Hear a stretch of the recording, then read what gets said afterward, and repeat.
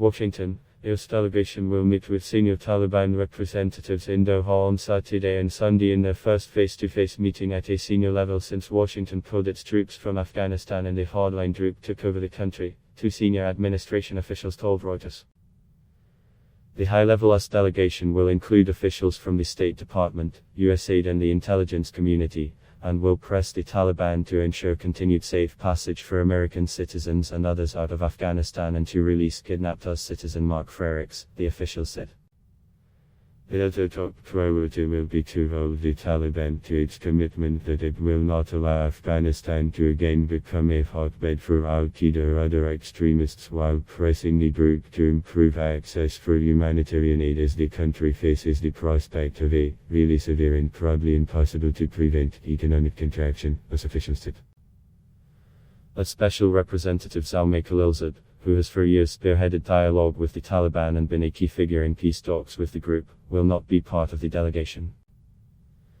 The US team will include the State Department's Deputy Special Representative Tom West as well as top USAID humanitarian official Sarah Charles.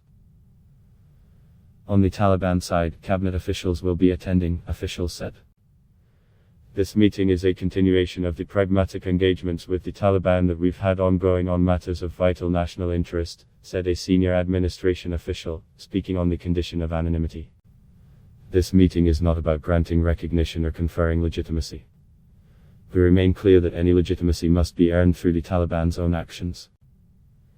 They need to establish a sustained track record, the official said. The United States' 2 decades-long occupation of Afghanistan culminated in a hastily organized airlift in August which saw more than civilians including Americans, Afghans and others being evacuated as the Taliban took over. But thousands of other U.S. allied Afghans at risk of Taliban persecution were left behind. Washington and other Western countries are grappling with difficult choices as a severe humanitarian crisis looms large over Afghanistan.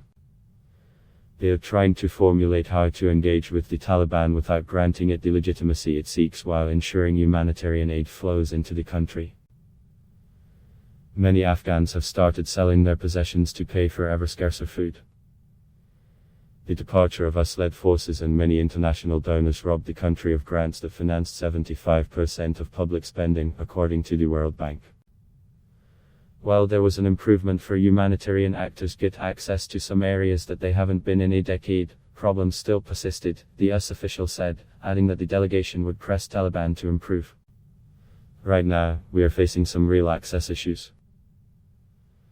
There are a lot of challenges in ensuring that female aid workers are provided unimpeded access to all areas, the official said and added that Washington needed to see an improvement by the Taliban on this front, if we are to contemplate even more robust humanitarian assistance. Pressure on women's rights. While the Taliban has promised to be more inclusive than when it led the country from 1996 to 2001, the United States has repeatedly said it will judge the new Taliban government based on its deeds, not its words. The Taliban drew from its inner high echelons to fill top posts in Afghanistan's new provisional government announced last month, including an associate of the Islamist militant group's founder as premier and a wanted man on a U.S. terrorism list as interior minister. There were no outsiders and no women in the cabinet. The European Union foreign policy chief said on Sunday its behavior up to now was not very encouraging. We will certainly press the Taliban to respect the rights of all Afghans including women and girls and to form an inclusive government with broad support, the U.S. official said. He added that there were discrepancies between the Taliban's promises of continued safe passage and implementation. As a practical matter, their implementation of their commitments have been uneven.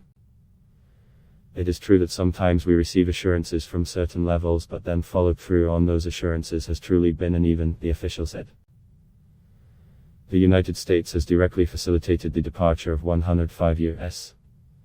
citizens and 95 lawful permanent residents out of Afghanistan since August 31, when U.S. withdrawal was completed, State Department spokesperson Ned Price said on Thursday.